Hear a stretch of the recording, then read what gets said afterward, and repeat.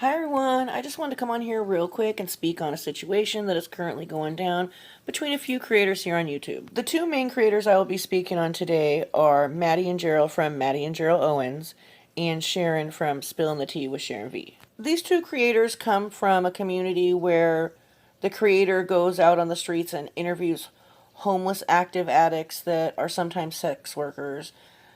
I guess the community doesn't really have a name, but I've been referring to it as the homeless active addict sex worker interview community. I've heard a lot of people call it the chosen one community, but I don't feel like that's really fair because he's not the only creator that has content that is like that. There are many YouTubers that are going out in the streets and doing interviews such as these, but some of the main ones I like to watch are Mark out of LA from Soft White Underbelly.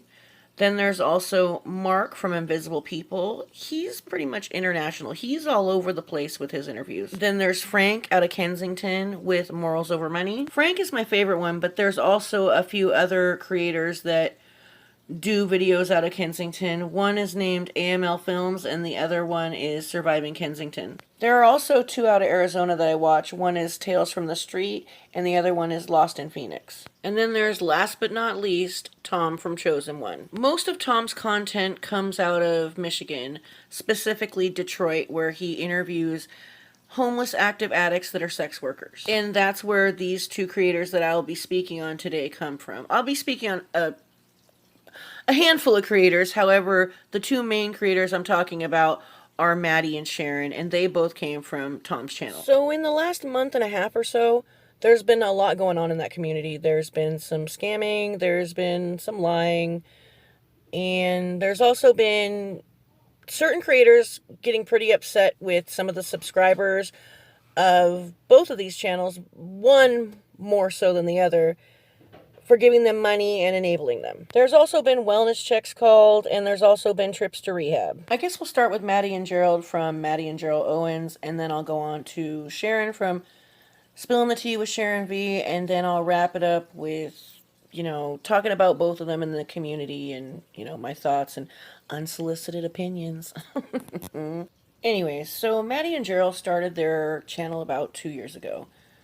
They, did a whole bunch of interviews on Chosen One and were encouraged by subscribers and Tom himself to start their own channel. When they first started their channel, they actually, put a little effort into it and put forth some content. They used to play darts.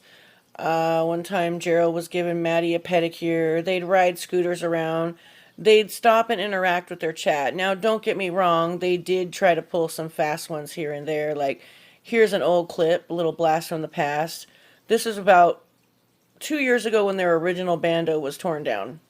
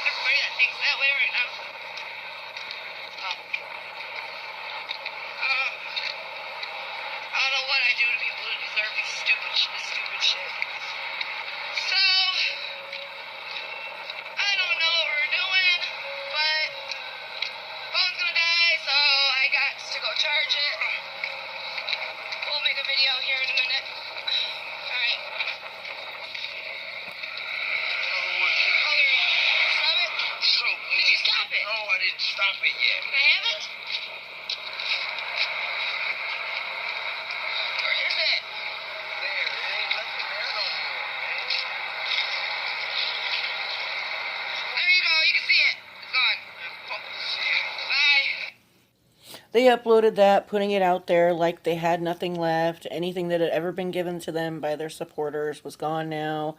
Well, they had done an interview with Tom 2 days prior to the bando's demolition. You cleaned up the band. Oh yeah, the van was cleaned up. I mean, I understand. We've only been there. We've been there for a few nights now, but That reminded me when I was Tom had originally titled that interview like he normally would. I think it was Maddie and Gerald interview or whatever, right? But then he saw what they had done over on their channel, uploading that video talking about how everything they had was gone and they didn't know the bando was going to get torn down or whatever. And so he retitled it, letting everybody know, you know, pretty much, yeah, they knew. Anyways, my point of sharing that part right there is just to kind of show that them doing stuff like this is nothing new. However, they didn't do it as often. Because nowadays on their channel, it's literally 2 to 5 live streams a day asking for money. And that's all it is. It starts off with her starting the live stream with like, you know, hola, hola, like how she does. And it's just really forced conversation, the conversation she does have, which is very little because I feel like she speaks in these half sentences, not because she's incoherent, because some of the streams she's very coherent, but she's still speaking in these little half sentences because she knows that she's told a lot of lies and she's kind of afraid of tripping herself up in these lies because she's done it like a bunch of times. Some of the things she does to manipulate her supporters is talk about how rough it is. Obviously, that's kind of textbook, right? But she'll talk about how cold it is, how hungry she is. And one of the things she does that really kind of bothers me the most is she'll start to hint at going back out on the street and prostituting. Or she'll start to talk about how, like, Gerald was real mean to her and they're in an argument and she doesn't know where he's at. When, you know, there's been a few times where people could hear him in the background. But her hinting at going back out on the street really bothers me because people that care about her are obviously really worried about her. And they don't want her back out there. Plus, that was the original rationalization for donating to her. Tom used to say, like, you know, oh, what's $10 here and there? And, you know, plus donations, you know, help keep Maddie safe and the other girls safe because it keeps them off of Michigan Avenue and keeps them from prostituting.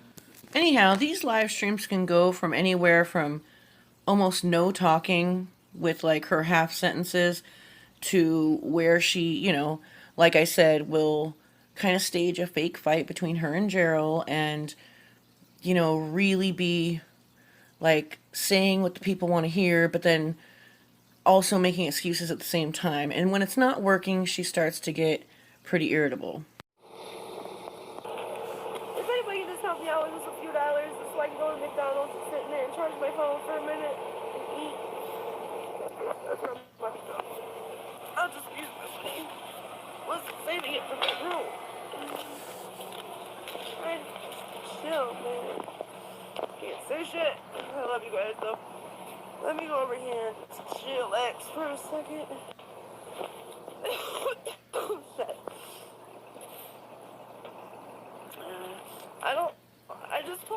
I'm just trying to go sit somewhere and chill.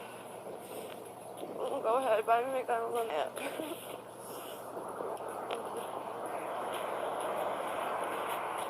That shit's so fucking frustrating. It's just gonna be so irritating. Everything's so fucking stressful, man.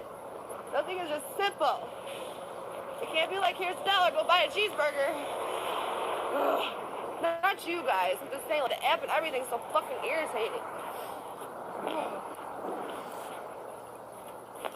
Life sucks, man. I'm not asking for support. I'm just asking for y'all to talk to me. Just said that. You don't want to? Don't. Okay. You see how mad she got over somebody not wanting to give her cash and offering to buy her food over the app? If she's so hungry and wants to be able to sit in McDonald's and eat so badly, why is it such a problem that somebody wants to buy her food on the app? You know why it's a problem? Because she wants cash for dope. I totally understand. Nobody could make her hit her bottom. Nobody can make her go to rehab. She has to go when she's ready. However, if people keep continuing to make her life more comfortable, she'll never be ready. That bottom will never come. One thing I'd like to add in here, though, is that she's likely not lying about people not being able to buy her hotels with credit cards. I know personally that it's like that in most big cities that have a high crime rate. I think something that some of her supporters don't take into consideration when they're kind of rationalizing donating to her, that, you know, oh, this, I'm just donating a couple dollars. I'm donating $5 just for a cup of coffee, when they're not considering that 3, 4, or 5 other people could be donating that too. I feel like some of these people go a little too far with Maddie. At first, seeing what was going on in the community and stuff, I was like, wow, these people are going hella hard and being kind of extra and being pretty ugly and mean. But I understand the frustration of watching a group of people comfort and make somebody's active addiction easier, because that's really dangerous. Maddie and her boyfriend Gerald have participated in some bigger scams. One with their supporter, her name is Jesse Hope. She told her story on a few panels. I'm going to leave links in the description because there's a lot more to Maddie and Gerald's story, and I don't have enough time in this video. As you can see, I had to make this video into 2 parts. Maddie gets part 1 and Sharon gets part 2. This whole thing with both of them is to say it's a shit show, it would be the understatement of the year. Anyway, I hope you guys liked part 1 and stay tuned for part 2. Love y'all.